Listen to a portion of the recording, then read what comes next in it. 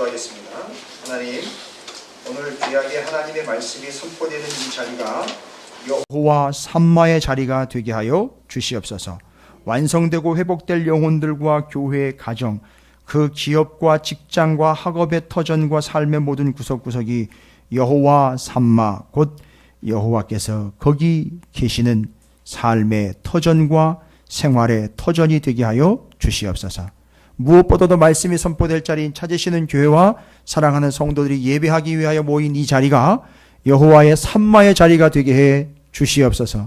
그 어떤 것도 구하는 바 아닌 오직 여호와 하나님께서 여기 계시기를 소망합니다. 무엇보다도 각 사람 마음, 너희 몸이 거룩한 성전인 것을 알지 못하느냐 말씀하신 하나님의 영혼들 한 사람 한 사람이 여호와 삼마의 자리가 되게 해 주시옵소서. 하나님이 거기 계시니 거기서 주님과 동행하는 거룩한 백성, 오늘 여기 이 자리에 하나님이 계시니 여기서 하나님과 동행하는 복된 시간이 되게 하여 주시옵소서. 교회와 이 나라 이 민족과 이 땅과 열방과 민족의 교회가, 특별히 우리 감리교회가 여호와 삼마의 땅이 되게 하여 주시옵소서. 말씀이 선포될 때 하나님이 우리와 함께 하시는 줄로 믿습니다. 질병이 치료되고 문제가 주의 뜻대로 해결되며 하나님의 은혜로 넘쳐나는 복된 이 시간이 되도록 허락해 주실 줄로 믿사옵고, 사랑이 많으신 우리 구주 예수 그리스도 이름으로 간절히 기도 올리옵나이다. 아멘. 할렐루야. 예, 옆에 있는 분 축복하도록 하겠습니다. 이렇게 축복합니다. 여호와 삼마라고 축복하시기 바라겠습니다. 예. 뜻이 무엇인지 아시겠습니까? 여호와 삼마. 여호와께서 거기에 계신다라는 말인데, 거기는 당신 마음, 또 여기 우리 가운데 계신다라는 그런 의미입니다. 여러분 축복합니다. 여호와 삼마. 예, 할렐루야. 예, 복잡하지요. 48장. 야, 이거 짜증나가지고 에스겔서 기근 다 읽고 왔다가 48장에서 덮어버린 사람 봤어요. 기근 다 읽고 왔는데 여기 와가지고 이 뭔 얘기, 뭐 지파 얘기 나오고 뭐 분배 얘기 나오고. 자, 그러면 여러분 여러 말 할 필요 없어요. 여러 말 할 필요 없고 그림 한 장이면 딱 끝나버립니다. 예, 그런데 지금 여러분 땅 분배 얘기했잖아요. 우리 투척한 것. 하나님이 우리를 어디다 투척을 하는데 거기 가서 살으라고 얘기했잖아요. 앞으로 살 때는 이렇게 사는 건데, 에스겔서 48장과 앞에서 투척한 자리에 가서 살아라고 땅 분배 다시 한 내용과 여호수아에 나오는 땅 분배하고는 달라요. 그럼 비교하겠습니다. 우리 준비된 방송실이 이미 다 자료를 준비해놨어요. 자, 보시면은요. 저 왼쪽에 저 기가 막힌 그림은, 웃지 마세요. 비웃음은 건강에 심히 해롭다고 말씀드렸잖아요. 좌측에 있는, 여러분이 보시기에 좌측에 있는 저 기가 막힌 그림은 제가 그린 그림이고요. 우측에 기록된 그림은 컴퓨터가 그린 그림입니다. 비교도 안 될 정도지만, 예. 우습게 보지 마세요. 비교는 되시죠? 확실히. 저 왼쪽에 있는 그림은 어느 때 땅 분배한 거냐? 제가 뭐 정리한 거죠? 에스겔서 48장 정리한 그림이고요. 오른쪽에 있는 그림은 여호수아 때 이들이 제비 뽑아가지고 어떻게 한 거예요? 맞아요. 이들이 제비를 뽑아가지고 분배된 땅은 오른쪽이에요. 그런데 하나님이 제비를 어떻게 했어요? 던져가지고 투척된 자리에 사서 살아가게 된 게 왼쪽 그림이에요. 그 오늘 여러분에게 선물로 나누어드린 그림, 선물이라는 말에 감동이 별로 안 오시는가 봐요. 예. 왜 그림이 시덥지 않으세요? 시원찮으세요? 오늘 일부 예배 때 또 왔다 가신 분들에게 선물을 또 못 드렸네. 오늘 또 예배 또 빠지신 분들은 또 선물을 못 받아요. 뭐요? 다음 주에 또 드리면 되겠지요. 또 뭐 보시면 아시겠지만 이건 제가 직접 그린 그림입니다. 예. 이거 그리느라고 제 조카한테 태블릿 PC를 빌려가지고선 거기다 그려서 이걸 출력을 해가지고 여러분에게 나눠드린 거예요. 예. 참 훌륭한 조카를 제가 두는 바람에 이 조카 녀석이 쓰는 태블릿 PC를 갖다가 제가 잠깐 빌려가지고 그려서 요렇게 만들어 봤습니다. 여러분 이건 선물로 제가 드릴 테니까 뭐 액자를 하시든지 아니면 갑오로 물려드신지 뭐 알아서 하십시오. 그건 여러분이 알아서 하실 일이고, 왜 나눠드렸느냐 하면 이 오른쪽 그림과 비교하라는 거예요.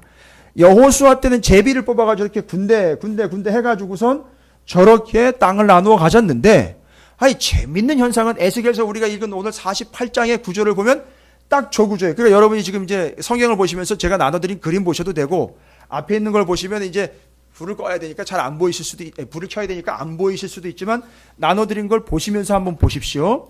복잡하게 했지만 결국은 요 그림으로 한 장으로 딱 끝나버립니다. 그러니까 이렇게 군데군데 따로따로 이렇게 섞여가지고 분배된 그림하고는 다르게 에스겔서 48장에 하나님이 나눠주신 땅은 동쪽부터 서쪽까지 그냥 쭉 어떻게 했어요?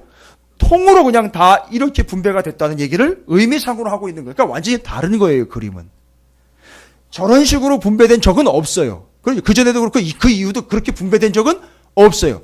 성소가 어떻게 회복됐고 땅을 다시 분배를 받았는데 저렇게 된 적은 없어요. 그러니까 이건 이스라엘 역사에 있어서 된 적은 없으나 반드시 이루어질 약속이라는 거예요. 알고 봤더니 구약시대 때 이루어지질 않고 이게 뭘 통해서요? 교회를 통해서 이루어진 그림이라는 거예요. 교회를 통해서 이루어질 그림이에요. 정말 제가 답답해서 잠깐 나가서 설명을 드리는데, 이렇게 군데 자기들이 뽑아가지고선 자리를 위치하고 있었던 이스라엘과는 달리 하나님이 던져서 추척한 자리는 넌 여기 가서라, 여기 가서라, 여기 가서라, 이렇게 라고 여기 해가지고 싹 구분을 했어요. 맨 가운데 뭐가 있습니까?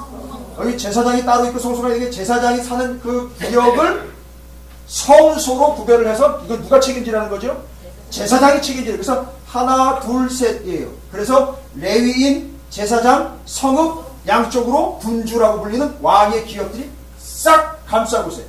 그리고 12지파는요. 저기 단, 아셀, 납달리, 므낫세, 에브라임, 루벤, 유다 싹 정리하고 그 다음에 요 센터를 중심으로 밑에다가 베냐민, 시므온, 이사갈, 스불론, 갓 요렇게 배치를 했어요. 그러니까 이거는 이스라엘의 땅이 꾸불꾸불하지만 배치는 정확하게 뭐처럼 배치를 했죠. 마치 우리나라의 옛날에 땅이 막 꾸불꾸불하고 막 이럴 때 그걸 경작지를 정리했던 도표랑 거의 비슷해요.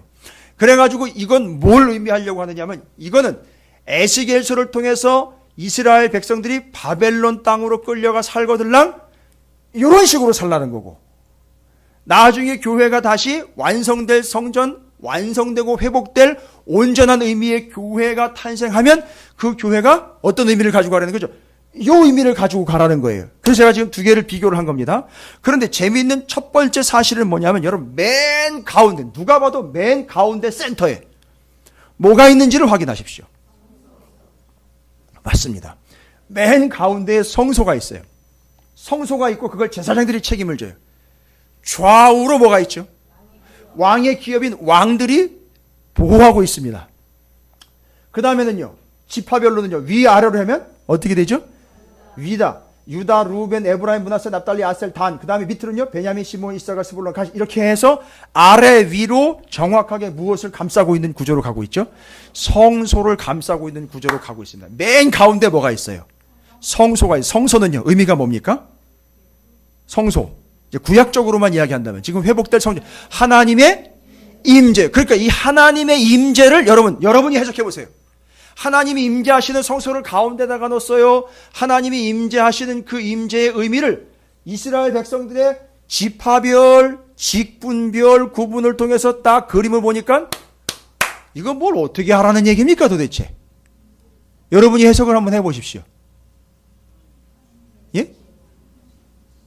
여러분이 다 한꺼번에 동의하실 때까지 제가 기다려 드릴게요. 맨 가운데에는 성소가 위치되어 있고 그 성소를 마치 뭐 하는 것처럼 지금 보이고 있어요?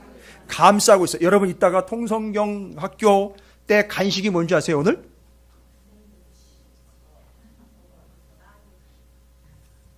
그냥 빵이 아니라 샌드위치예요.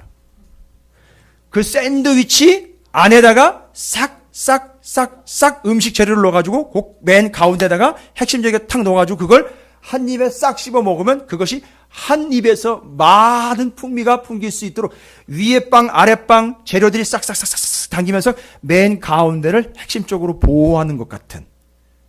그래서 제가 햄버거를 가끔 먹어요. 즐겨 먹지는 않습니다만 가끔 먹어요. 그러니까 싫어하지는 않는다는 얘기예요. 예. 그러나 자주 먹지는 않습니다. 왜냐하면 살찔까 봐. 요즘은 좀 먹어야 될 것 같아요. 어쨌든 그런 걸 자꾸 생각나게. 그래서 맨 가운데다가 성소를 놓고 하나님이 글로 임재를 하시는데 하나님의 임재를 마치 뭐 하는 거죠? 중심으로 살아가고. 그리고 측면적으로 보자고요. 12지파와 왕들과 제사장과 그 성읍 사람들이 살아가고 있는 성읍들 중심으로 무엇을 감싸고 있냐면 성소를 감싸는. 그러니까 절대 외부에서 어떤 바깥에서 어떤 문화나 어떤 이유에서든지 어디를 침입하지 못하도록, 그렇죠, 성소를 침입하지 못하도록 하는 거예요. 뭘 보호하겠다는 거죠? 뭘 지켜내겠다는 거죠? 하나님의 임재를 지켜내겠다는 거예요. 그러면 잘 보십시오. 이게 뭘로 연결된다고요? 뭘로 완성된다고요? 교회. 와우. 교회의 역할이 뭐예요?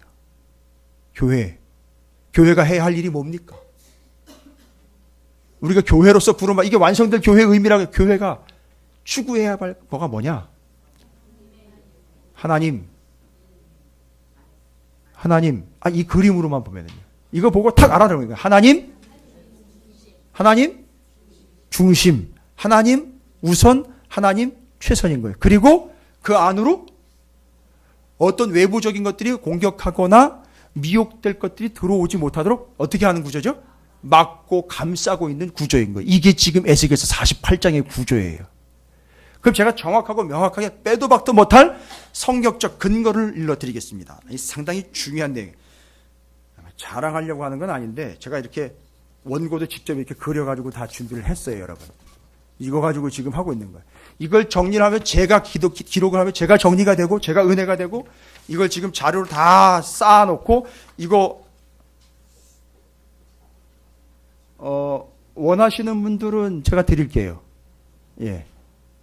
근데 글씨를 워낙에 제가 악필이라 이거 뭐 보실 수 있으니 하여튼 모르겠는데 하여튼 오늘 말씀을 정리하셔서 들으시고 정리가 되면 이거 그냥 읽으시면서도 요약이 되실 텐데, 요렇게 이야기해 봅니다. 성소 하나님의 임재를 중심으로 센터에 놓고 하나님만이 임재하실 수 있도록 다른 것들은 어떻게 들어가지 못하도록 보호하자, 막아내자. 이게 어디에서 완성되냐면 교회에서 완성되는 거예요. 와, 그렇다면 하나님이 이렇게 이야기를 하셨어요. 뭐라고 얘기하냐면 에스겔서 11장으로 가봅니다. 이미 이제 에스겔서가 마무리되어 있기 때문에 에스겔서 11장 16절로 가봅니다. 중요한 구절입니다. 이미 하나님께서는 이스라엘 백성들을 가나안 땅에 바벨론 땅으로 끌어내시면서 바벨론 땅에서 어떻게 살아가야 될지에 대한 근거를 말씀을 해주셨는데 이렇게 얘기를 하셨어요. 에스겔서 11장 16절. 왜 우리를 여기까지 끌고 오셨는지에 대한 고민과 질문 앞에서 이 사람들은 뭘 계속 요구를 했느냐면 어떻게 되기를 요구를 했죠? 여기서 빨리 돌아갔으면 좋겠다, 벗어났으면 좋겠다라는 걸 얘기를 했는데 하나님은 거기에 대고 의미를 이야기합니다. 에스겔서 11장 16절이에요.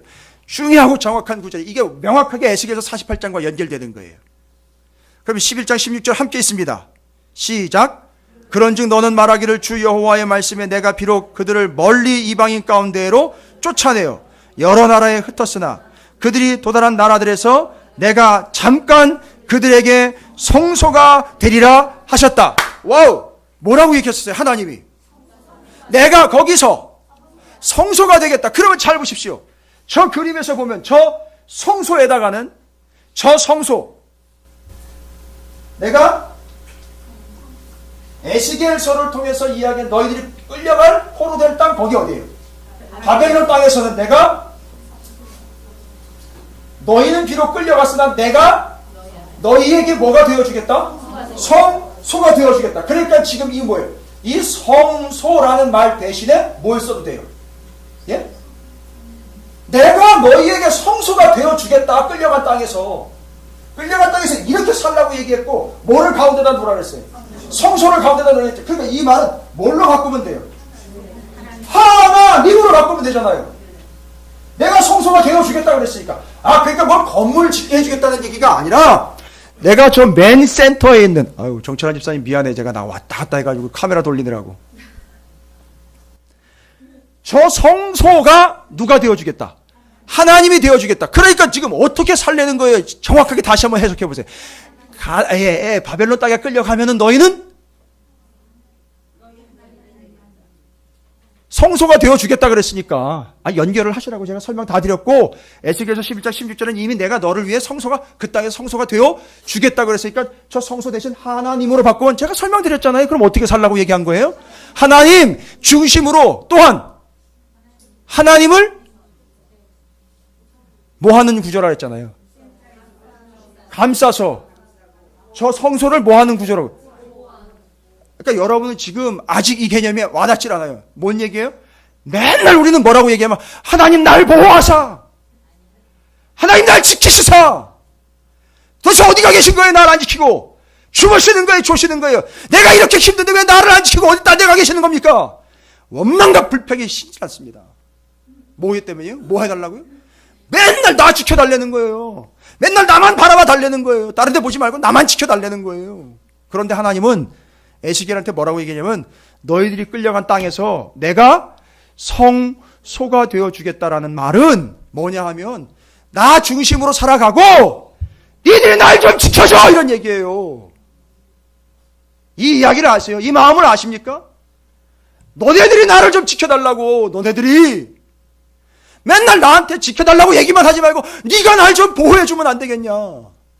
오늘 일부 예배 때 신명기 12장 1절부터 7절까지 하나님이 이스라엘 백성들에게 가나안 땅 들어가 살거든 양 절대 잊지 말아라, 하나님을 예배하는 자로 살아가라고 얘기했는데, 하나님을 예배하는 거에 대해서 딱 두 가지로 얘기를 해요. 다른 걸로 복잡하게 얘기하잖아요. 평생을 예배하래요. 평생을. 잠깐 마음 필 받았을 때나 예배하고 주일날이나 와가지고 예배하는 거 말고 평생을 예배하래요. 태어나면서 죽을 때까지 평생 동안 예배하래요. 근데 거기에 평생은요, 주일날 교회 오는 시간 말고 우리 일상이 너무 많잖아요. 그럼 그것도 다 포함되는 거예요. 그때도 다 예배하는 거였는데, 하나님 뭐를 예배로 받아주시냐면, 하지 말아야 할 것 있죠. 오히려 다른 것에 경배하는 것 있잖아요. 예배라는 게 뭐예요? 예를 갖추고 절하고 경배하는 거잖아요. 누구한테요? 그런데 다른 것에다가 예배하는 이들이 있단 말이에요. 해서는 안 되는 거지요? 그러면 어떻게 해야 돼요? 해서는 안 되는 걸 어떻게 하는 거예요? 철저하게 끊어 버리는 걸 예배로 받아주신다는 거예요. 그리고 반드시 해야 할 것 해내는 걸 또한 예배로 받아주신다는 거예요. 저는 여러분이 그런 예배자가 되시기를 바랍니다. 기능인이나 아주 신앙의 이력과 여력에 너무 익숙해가지고 이제 난 능구렁이처럼, 야 요럴 땐 요런 거 나올 거, 저럴 땐 저런 거, 심지어는 주일날 성경 본문이 제시가 되면, 어제도 우리 집사님하고 얘기를 했는데, 성경 본문이 제시가 되면 오늘은 또 무슨 말 하겠구만, 또 아주 노련하기 이를 데 없어요. 그러나 아니요, 천만의 말씀입니다. 오늘은 이런 얘기 하시겠구나가 아니라, 오늘은 기대하지 못한, 내가 상상하지 못한 하나님의 음성이 내게 들려올 때 바로 그겁니다. 바로 그렇게 해서 우리는 하나님이 우리에게 말씀하신 바가 무엇인지를 지금 깨달아가고 있는데, 여러분이 지금 보시다시피 우리는 하나님을 예배하는 자로, 평생을 예배하는 자로 살아갈 텐데, 삶에서 하지 말아야 될 것 단호하게 끊어버리고 해야 할 건 목숨 위협이 와도 해내는 걸 뭐로 받아주겠다? 예배로 받아주겠다. 이렇게 얘기를 하신 거예요. 그게 신명기 12장 1절부터 7절까지 기록되어 있는 내용이에요. 여러분 예배하시기 바랍니다. 근데 그 예배를 위해서 저 성소가 반드시 필요한데, 에스겔서를 통해서 이스라엘 백성들 바벨론 땅에 포로 끌려가면 내가 거기서 뭐가 돼주겠다? 성소 되어주겠다. 그러니까 거기 나를, 니들이 포로로 끌려간 땅에서 나를 어떻게 해라? 나를 중심으로 모시고 살아라. 다음에 나를 뭐 좀 해라? 날 좀 지켜줘. 라는 말은 뭐예요? 하나님 말씀을 지키면서 하나님의 뜻을 어그러뜨리지 말고 뭐 하려는 거죠? 하나님 믿는 믿음을 섞어서 그 이방 사람들이 엉망진창으로 사는 것과 함께 어영부영 섞여가지고 그렇게 살아가지 말라는 걸 얘기를 하는 거예요. 이게 첫 번째 얘기입니다. 이 첫 번째, 이게 그 완성될, 아직 회복될 성소의 맨 센터 가운데에 성소가 있고, 이스라엘 백성들은 아래 위로 양쪽으로 해가지고 그것을 지켜내고 보호하고 중심으로 살아가는 삶. 할렐루야. 그래서 이제는 하나님이 나만 지켜주시기를 원하는 그런 삶 말고, 내가, 교회가 하나님의 마음을 지켜드리며 하나님의 뜻을 지켜드리는 구조로 가는 것, 그게 완성될 뭐의 의미다? 교회의 의미다라는 거예요. 절대 잊지 마시고. 아주 간단하게 설명드리는 거예요. 복잡하지 않습니다. 아주 심플합니다.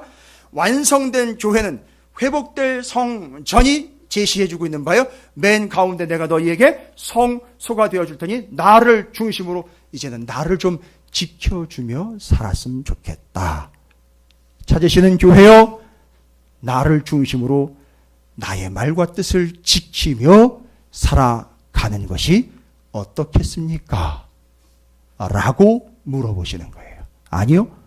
그냥 물어보고 끝나는 게 아니라 살아달라고 요청을 하시는 겁니다. 할렐루야. 이렇게 살아내시기를, 그런 교회가 되시기를 주님의 이름으로 축복합니다.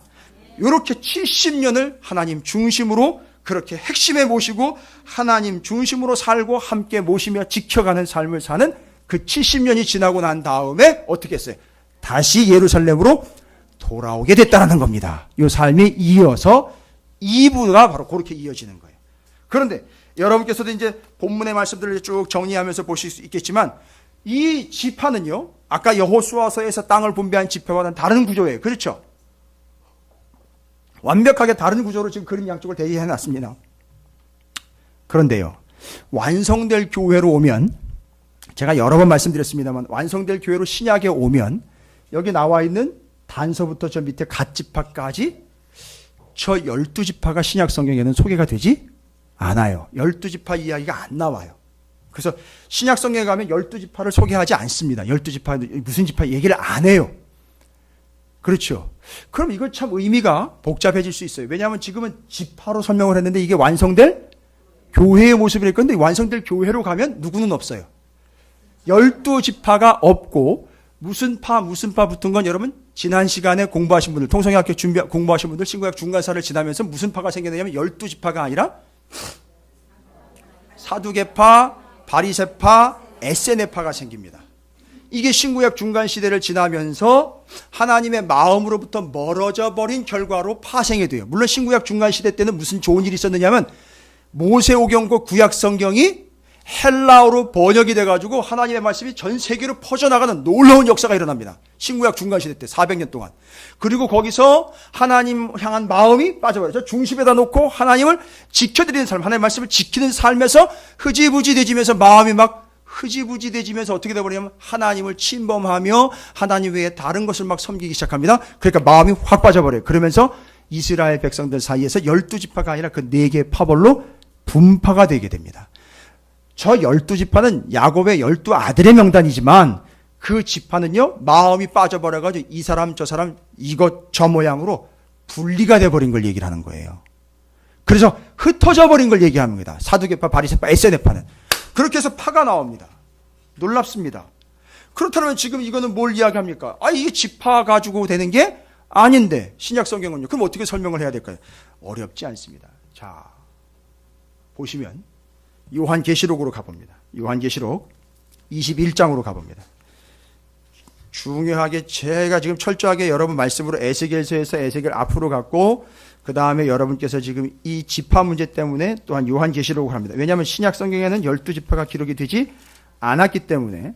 그러면 저 12지파는 어떻게 해석이 되는 겁니까? 어떻게 설명을 해야 됩니까? 요한계시록 21장입니다. 맨 뒷부분으로 가십니다. 요한계시록 21장 12절부터 14절까지의 말씀을 제가 읽어드립니다. 요한계시록 21장 12절부터 14절입니다. 자, 요한계시록 21장 12절에 제일 먼저 크고 높은 뭐가 나옵니까? 성곽이 나옵니다. 그 성곽은 여기 그림에서 찾으십시오. 이 그림에서 작은 글씨 나와 있지만 성읍이에요. 이게 무슨 성곽, 무슨 성읍인지 아십니까? 무슨 성이에요? 예? 여리고성이에요? 예? 행주산성이에요? 예루살렘 성입니다. 그 예루살렘 성읍, 예루살렘 성곽을 얘기를 하는 거예요. 그러니까 와우, 요한계시록에서는 그 성을 새 예루살렘 성이라고 불러요. 근데 구약에서는 예루살렘 성이에요. 왜? 그건 세계 아니니까. 근데 그 새 예루살렘 성과 구약의 새 예루살렘 성을 연결해서 성곽과 성읍이라고 얘기했지만 그 모양새를 설명을 하는데 뭐라고 설명해요? 크고 높은 성곽이 있고 12문이 있는데 잘 보십시오. 여러분, 에스겔서 48장에 30절부터 35절까지 예루살렘 성읍에 뭐가 있대요? 문이 있대요. 동서남북으로 각각 몇 개씩? 3개의 문씩 해가지고 3, 4, 12, 12문이 있어요. 세상에나. 아주 똑같이 가고 있어요, 지금. 12문, 여기도 12문이 나와요. 새 예루살렘서 12문. 아까 12문인 거예요. 그러니까 난 동서남북으로 각 3개씩 12문이에요. 그 원칙은 변하지 않습니다. 그런데 그 12문이 있는데 문에 뭐가 있대요? 구약성경에는 천사가 없었어요. 여기는 천사가 있었어요. 천사가 있고, 그래서 그런가? 요한계시록의 앞에 보면 앞부분에 각 교회들에게 천사들 이야기 나오는 거 있죠. 바로 그 다음에 12문, 그 12문 위에 천사가 있고, 12천사가 있고, 그 문들 위에 이름을 썼어요. 그 문에다가 문표처럼 써. 이 문은 무슨 문인데? 뭐라고 나와 있어요? 이스라엘 자손의 12지파의 이름이에요. 겉으로 봤을 땐 12지파예요. 문이니까. 문은 겉으로 보이죠? 근데 12지파예요. 그런데 중요한 건 뭐냐면, 이 문을 버티고 있는 뭐가 있느냐면 돌이 있어요. 12돌이 있습니다. 계속 읽어볼게요. 동쪽의 세 문, 북쪽의 세 문, 남쪽의 세 문, 서쪽의 세 문이 그 성의 성곽에는 12 뭐가 있어요? 기초석. 기초석 하면 반석, 모퉁이 돌 이런 걸 이해해야 되겠죠. 12 뭐가 있다? 기초석이 있는데 잘 보십시오. 이 기초석은 문처럼 겉으로 보이진 않지만 바탕에서 그 문을 뭐예요? 받쳐주고 있고 건물을 받쳐주고 있는 거예요. 그렇죠. 새 예루살렘 성. 여러분, 새 예루살렘 성이 뭐냐 하면 요한계시록 본문에 의하면 새 예루살렘은 하늘로부터 내려오는 주님의 신부라고 표현이 되어 있어요. 그래서 그 주님의 신부가 뭐냐면 교회. 정확하게 연결되죠? 아담 하와 이야기부터 시작해가지고 관계 회복, 신랑 신부 이야기. 그 새 예루살렘이 하늘로부터 내려오는데 신부의 단장한 것 같더라라고 나와 있어요. 그러니까 그 교회가 뭐냐면 하나님 예수 그리스도의 신부예요. 됐습니까? 교회는요. 성도는요 신부예요. 그런데 그 교회에 기초가 있다는 거예요. 그 기초석인데 그 기초석이 뭐라고 나와 있냐? 요한계시록 22장 14절에 12기초석이 있고 그 위에는 어린 양의 12사도의 12 이름이 있다는 거예요. 와우. 그러니까 지금 이 예루살렘, 새 예루살렘 성은 의미상으로는 교회인데 그 교회를 떠받치고 있는 게 뭐예요? 기초석인데 그 12기초석이 누구의?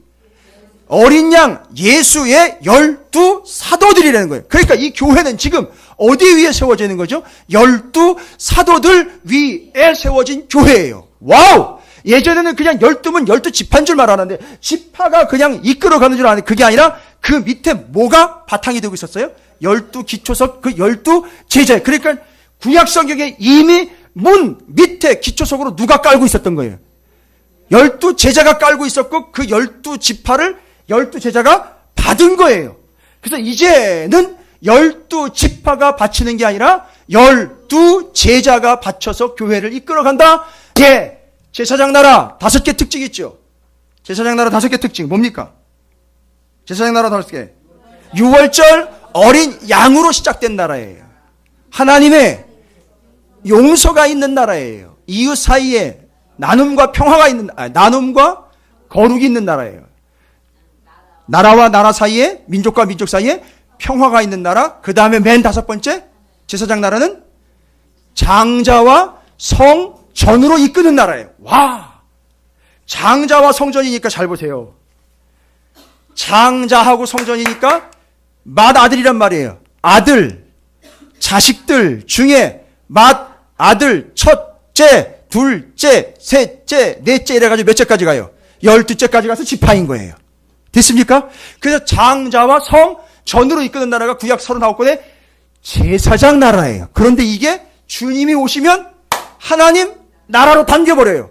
포함을 해가지고 흡수해버린다. 근데 이 하나님 나라는 첫 번째, 하나님의 어린 양 예수 그리스도로 시작되는 나라예요. 6월절에는 그냥 어린 양이었어요. 근데 그 의미가 예수 그리스도라는 게 연결돼요. 그 다음에 둘째는요, 하나님을 아버지라 불러요. 왜요? 하나님의 자녀이기 때문에. 세 번째는요, 한 영혼이 천하보다 귀한 나라가 하나님 나라예요. 네 번째는요, 십자가를 통해 완성되는 나라입니다. 예수 그리스도. 5번째는 뭔지 아세요? 하나님의 나라는 교회와 제자들로 이끌림을 받는 나라. 와. 그러니까 지금 그 제자는 얼떨결에 등장을 해가지고 툭 튀어나온 듣보잡이 아니라 이미 구약 성경에 12지파 밑에 이미 깔려 있었던 12기초석들이 드러난 거예요.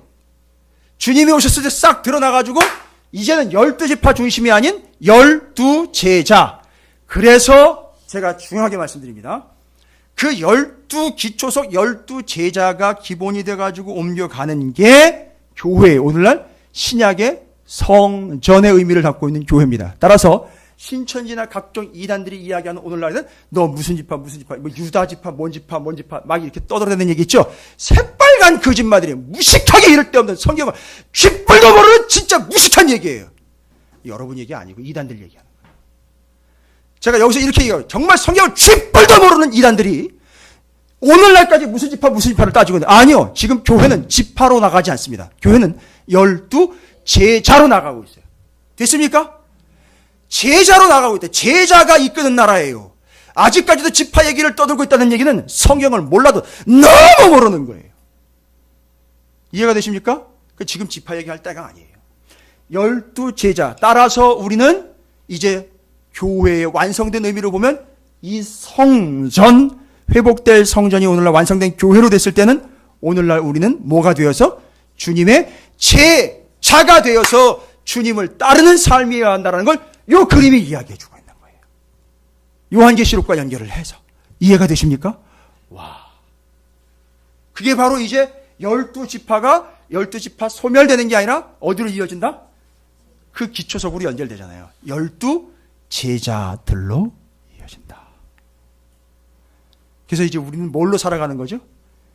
지파별로 복 받으려고 살아가는 존재가 아니라 주님의 제자가 되어 그걸 밑에서 바치고 교회를 지키고 떠받치는 교회. 그래서 하나님 중심, 우리 구주 예수 그리스도 중심으로 누구를 지켜가는 삶을 사요? 예수 그리스도를 지키고 버티어내는 역할을 하는 게 교회라는 얘기예요.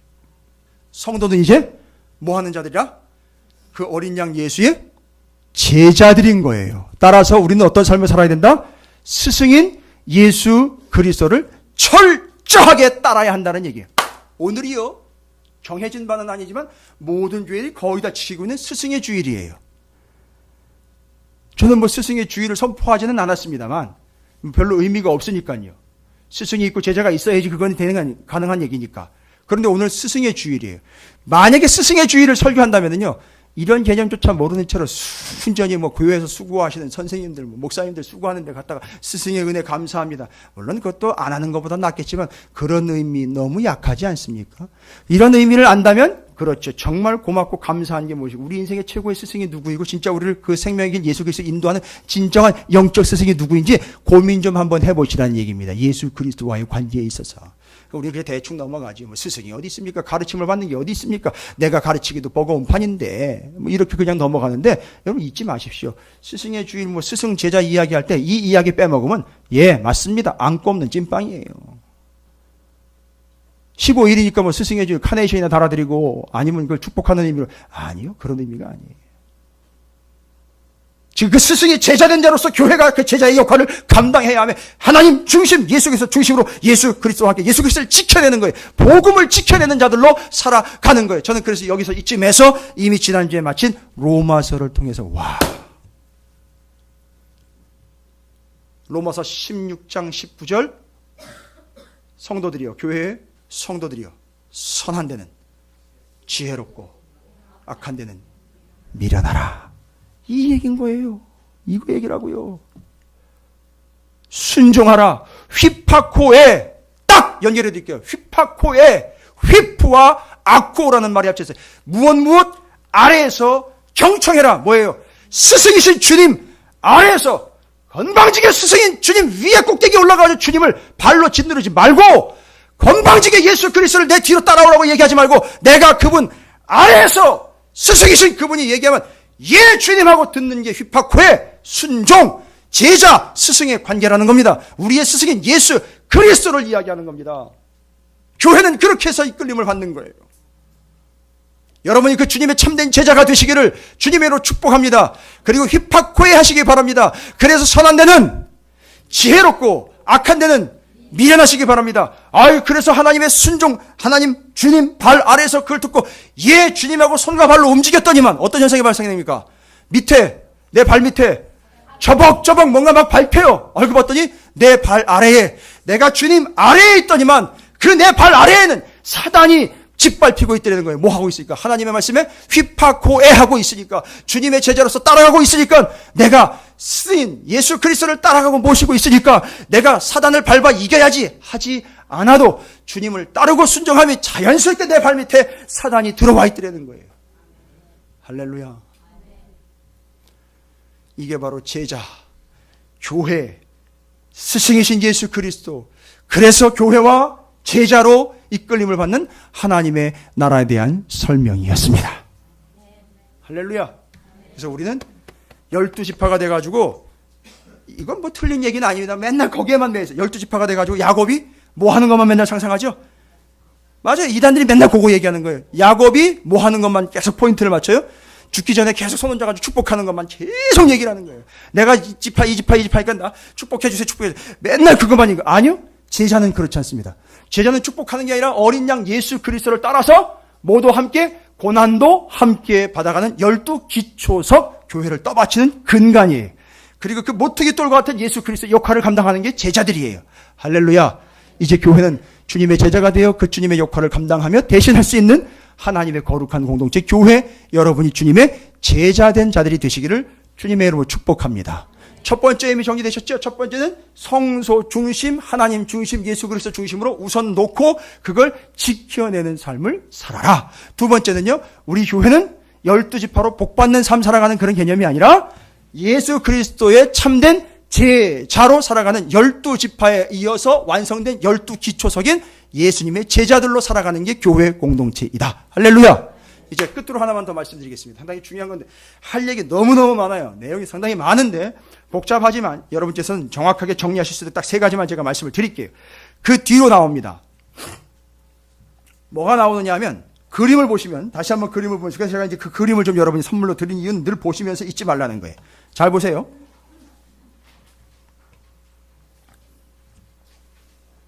저 그림을 보면 제가 강조한 부분이 있어요. 강조한 부분이 있습니다. 성소를 일단 강조를 했고요. 그 성소를 중심으로 느껴지십니까? 뭐를 강조했는지? 유다하고 베냐민을 강조를 했어요. 이 재미있는 구조예요, 이게. 딱딱 층을 나눠가지고선 저렇게 맨 위층과 맨 아래층 잘 보시면은 제일 중요하게 천정과 바닥 기초를 마치 놓는 것처럼 맨 위에는 누가 커버를 해주고 있죠? 유다 지파가 커버를 해주고 맨 밑에는 뭐가 커버를 해요? 베냐민이 커버를 해주고. 여러분 이거는 그냥 나온 게 아니에요. 그냥 필 받아가지고 생긴 대로 그냥 기록하고 싶은 대로 기록을 한 게 아니라 저 유다 지파와 베냐민 지파는 분명히 역할이 있기 때문에 저렇게 기록을 따로 해놓은 거예요. 그럼 이게 어때 완성된다고요? 신약에 뭐로 완성되는 거죠? 교회로 완성되는 거예요. 잘 보십시오. 왜 저렇게 굳이 유다 지파와 베냐민 지파로 가운데 성소를 센터로 싹 감싸 안아가지고 아래 위로 싹 누구도 침입 못하도록 중요한 역할을 하는 두 개의 지파로 나왔느냐? 저 뽑은 거예요. 유다 지파, 베냐민 지파를 뽑은 거예요. 그리고 이 에스겔서를 기록한 사람은 그런 의도가 있었고 에스겔을 해석해낸 신약의 성경학자들도 이 개념을 정확하게 이해를 한 거예요. 여러분 이거 뭔 눈치인지 아시겠어요? 이거 예전에 제가 에스겔서 할 때 한번 언급을 했어요. 상당히 중요한 내용입니다. 여러분 이스라엘 백성들이 바벨론의 포로로 끌려갔을 때에 포로 귀환 1차와 2차 사이에 무슨 일이 있었는지 아시죠? 에스더 사건이 있었습니다. 그때 다 죽게 생겼어요. 다 죽게 생겼다고요. 이스라엘 백성들 싹 다 몰살당했다고요. 누구 때문에요? 하만 때문에. 하만이 아말렉의 후손이에요. 그러니까 이게 전 역사로 올라가면 아주 징글징글하게 악연인 거예요. 그러니까 이놈들 다 죽여버리고 싶은 거예요. 유대 민족들을. 그런데 그 죽이려고 계획을 셌어요. 그래가지고 날까지 정했어요. 와, 제비를 뽑았습니다.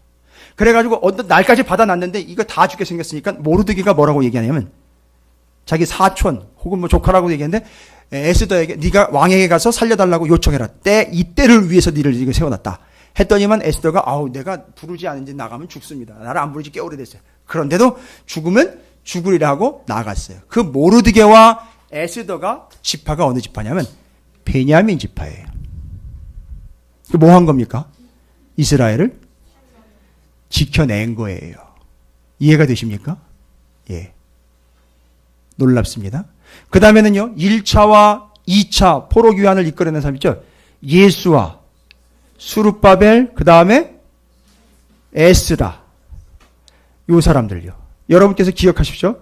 제사장 직분은 레위인이고요. 그 속에 유대인들이 끼어 있었고 유다 지파가 속해 있었어요. 그리고 신약으로 넘어옵니다. 넘어와서는요. 자, 이거 해석해 보겠습니다. 유다요. 그 다음에 밑에는 베냐민이에요. 신약으로 넘어오면 어떤 의미일까요? 유다. 유다 지파. 예수 그리스도로 오신 거예요. 예수 그리스도가 유다 지파에서 오셨고, 여러분 제일 중요한 게 뭐냐면 그 예수 그리스도의 스토리인 성경의 사복음서를 가지고 자신들의 시대를 열어가는 제자들 중에 대표로 사도행전에서 이렇게 복음을 전하러 다니고 있는 누구의 이야기냐면 사도 바울이 13권 서신서 쓰면서 복음서를 전한 이야기가 놀랍게 기록이 돼요. 근데 그 바울이 무슨 지파냐면 베냐민 지파예요. 이 구조를 잘 이해를 하시기 바랍니다. 죽었다 깨나도 이건 설명 못 들으면 다 모르는 거예요. 알았었다? 에이, 웃기지 마십시오. 거짓말입니다. 누가 그렇게 얘기하든 넘어가지 마세요. 속지 마세요. 몰랐어요. 그 전에 들었으면 모를까? 아니요. 지금 처음 듣는 분들이 태반일 거고 기억하시는 분들이 좀 계시면 감사하지만 아니요. 설명 못 들었기 때문에 알지 못하는 내용이에요. 이건 하나님이 계획하신 일이에요. 교회를 통해서 계획하신 거예요. 예수 그리스도를 통해서 시작된 구원의 역사가 베냐민 지파인 사도 바울을 통해서 전 세계로 복음이 나가면서 로마서 같은 것이 자기가 어디까지 가고 싶다? 땅끝까지 이르러 맞습니다. 이방인에게까지 이르러 구원 전파, 복음 전파하고 싶다라고 완성해내려고 하는 이 뜻, 이게 다 어디 나와요? 바로 요 구조인 거예요. 주님을 따라 제자로서 완성해내는 요 구조, 베냐민 지파, 사도 바울 이야기, 이 많은 이야기들이 그렇게 실질적으로 신약성에 기록이 돼 있는 거예요. 뭡니까? 유다 지파와 베냐민 지파의 역할을 감당하라는 거예요. 예수 그리스도를 따라 사도 바울과 같이 이 교회와 복음과 생명을 지켜내려는 거예요. 완성해 내려는 겁니다. 이 예수 그리스도인 유다 지파와 베냐민 지파의 이 모든 역할들을 의미상으로 이야기하면 바리케이트의 역할이에요. 바리케이트의 역할. 이해가 되십니까? 바리케이트의 역할이 뭡니까? 앞에 있는 것 막아주고 뒤에 있는 것 통하게 해주는 거예요. 이게 이제 공병대거든요. 그게 공병대예요. 아니, 뭐 다른 게 공병대가 아니라. 이 공병대는 하는 일이 뭐냐 하면, 잘 들어보세요. 이게 지금 유다 지파하고 베냐민 지파를 설명하는데 하나님이 주신 지혜이기 때문에 또 군대 얘기하는구나. 아니요. 저를 그런 식으로 보지 마세요. 제가 한 일이 때문에 설명드리는 거예요. 공병대가 하는 일이 뭐냐? 공병대는 지뢰를 제거해요. 그럼 잘 보세요. 적군을 무찌르러 가야 되잖아요. 그죠? 그럼 적들 진영으로 가다 보면 적들이 뭘 심어놨을까요? 지뢰를 심어놓으면요. 야! 누구 불러요? 공병대 투입하면 공병대가 적군이 심어놓은 지뢰를 뭐 해요? 장애물과 지뢰물들을 이렇게 해요? 제거를 해줘요. 그러면 그걸 따라서 우리 군대들이 분명히 개척해놓은 길로 가야 돼요. 다른 길로 가면 지가 뭐 잘났다고 그걸 또 지가 해보겠다고 갔다가 다 터져 죽어요. 그러니까 그렇게 따라가야 돼요. 공병대가 개척해놓은 길을 따라가야 돼요. 그래서 거기다 표시 다 해놔요. 여기다 이 지뢰 다 파했다. 여긴 지뢰가 있으니까 위험하다. 이거 다 표시를 해주고 가면 그거 따라오면 돼요. 그 다음에는요. 갔다가 다시 돌아옵니다. 돌아올 때는요. 우리 진영으로 돌아와야 되죠. 잘못하면 어떻게 해요? 또 우리처럼 적들도 우리를 쫓아올 수 있겠죠. 그럼 우리가 어떻게 해야 돼요? 지뢰를 또 심어야 돼요. 그럼 맨 뒤에 누가 가가지고 역시 공병이에요. 누가 빈병이라고 그랬어요? 병과의 꽃이라고 저는 주장을 해요. 공병.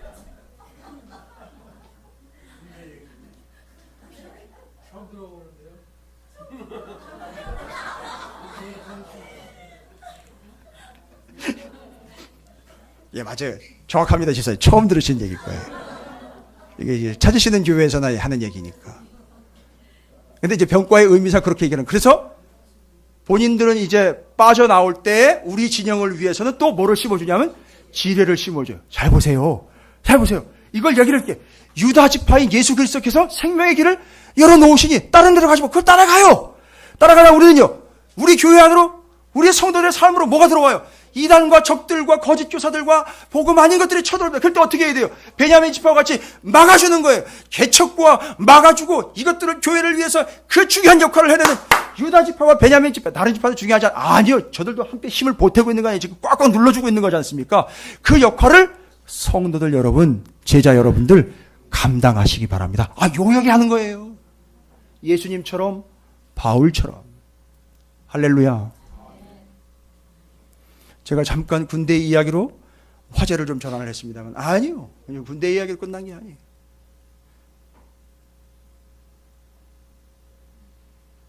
공병이 마음만 한번 잘못 먹으면 다 죽습니다. 예? 안 그렇겠어요? 건물 질 때 재료 하나 빼놓고요. 건물 질 때 재료 하나 좀 시시하게 쓰면은요. 예, 그 밑에서 누가 다 자요? 해병대, 특전사, 특공대, UDT 다 거기서 자요. 그죠?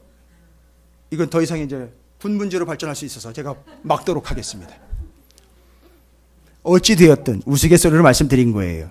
그 의미인 유다 지파와 개척을 하는 베냐민 지파가 마무리를 하는 이런 개념들로 완성을 해내고 개척하고 하는 이런 의미의 유다와 베냐민 지파가 이렇게 가운데 센터에 위치하면서 그 역할들을 감당하는 교회요. 그 유다 지파와 베냐민 지파와 같이 중요한 바리케이트의 역할, 개척자의 역할, 완성자의 역할을 감당해 주시기를 바랍니다라고 교회와 연결을 한 겁니다. 끝! 세 가지예요. 그림 보시면 이제 이해가 되시겠죠? 야, 이 그림이 그냥 그린 그림이 아니라 예, 바로 그 세 개의 의미를 정확하게 담고 있다. 여러분 해석하실 수 있겠어요? 이 그림 가지고선 누구에게든지 설명 가능하시겠습니까? 이 그림이 뭔지 모르고 교회의 의미가 뭔지를 모르는 분들에게 설명을 해줄 수 있겠죠? 가운데 센터에 성소인 예수 그리스도 하나님 아버지가 있으니 중심으로 살아가라. 이제는 너희가 그것을 좀 지키며 살아가라. 두 번째는요. 지파로 이제는 얘기할 게 아니라 우리 모두는 다 예수의 그 문들의 이름이 지파 이름이 기록된 그 12 기초석으로 주님의 뭘로 살아가는 거다? 제자로 주님을 따르며 주님을 떠받치며 교회를 버텨주는 제자의 삶을 살아라. 그리고 지파별로 이야기한다면 유다 지파와 베냐민 지파처럼 개척하고 완성해내고 앞에서 뒤에서 완성하고 그 바리케이트의 역할, 보호의 역할, 개척의 역할, 마무리의 역할을 감당하는 참된 제자의 역할을 감당해라. 공병대의 역할을 감당해라. 이것이 세 번째 이야기였습니다. 할렐루야. 이게 교회입니다. 여러분 어떻게 가능하겠습니까? 이게 찾으시는 교회에 오늘 주신 에스겔서를 마치며 우리에게 주신 귀한 사명입니다. 여러분 감당하시기 바라겠습니다. 할렐루야. 옛날에는 떡도 좀 하시더니만 요새는 전혀 감흥들이 없으신가 봐요. 로마서를 끝냈고 벌써 에스겔서를 끝냈는데 2권을 끝냈는데도 떡도 없고 그래서 오늘 샌드위치를 준비했어요. 저는 근데 너무 감격스러워요. 너무 감사하고요. 교회가 이렇게 하나님의 말씀들을 순서대로 차례대로 적용을 하면서 어떻게 에스겔서에서 로마서를 이야기할 수 있고 그 로마서를 정리하며 사도 바울을 이야기하는데 유다 지파, 베냐민 지파를 이렇게 우리가 함께 나눌 수 있게 되었을까?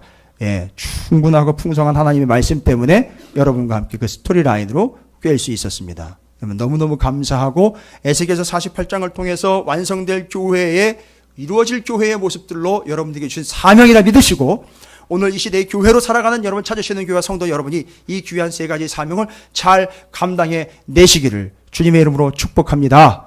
예, 그래서 그 성읍의 이름을 뭐라 그랬다고요?